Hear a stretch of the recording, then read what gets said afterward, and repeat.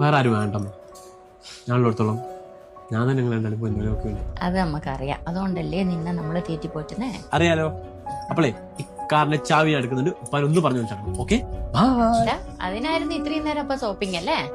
അല്ലമ്മ, ഞാൻ കാര്യമായിട്ട് പറഞ്ഞ നിങ്ങൾക്ക് രണ്ടാക്കും ആയുസുള്ളിടത്തോളം ഒരു കുറവായി വരുത്തില്ല. അതിന്റെ കാര്യത്തിൽ എന്റെ കുട്ടി ബേജാറാവണ്ട. നമ്മളെല്ലാം പഠിച്ചോ നേരത്തെ വിളിക്കൂടാ. പഠിച്ചോനിപ്പോ ഞാൻ നിങ്ങളൊന്നും ഇല്ലല്ലോ. ചിലപ്പോ അടി മുമ്പ് പോകണം ഞാനാണെങ്കിലോ. പുറത്തു പോകുമ്പോ ഇങ്ങനെ അറം പറ്റുന്ന വാക്കൊന്നും പറയല്ലേ ബിലീസേ. എന്തെങ്കിലും ചൊല്ലിയിട്ട് പോ. പോയിട്ട്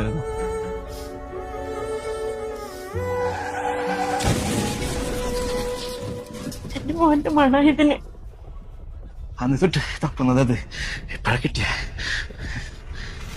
വളര് കൈ വളര് തങ്ക പൂങ്കാൽ വളര് താഴം ഭൂമി. ഇപ്പൊ എന്റെ മോൻ കൂടെ ഉള്ള പോലെ.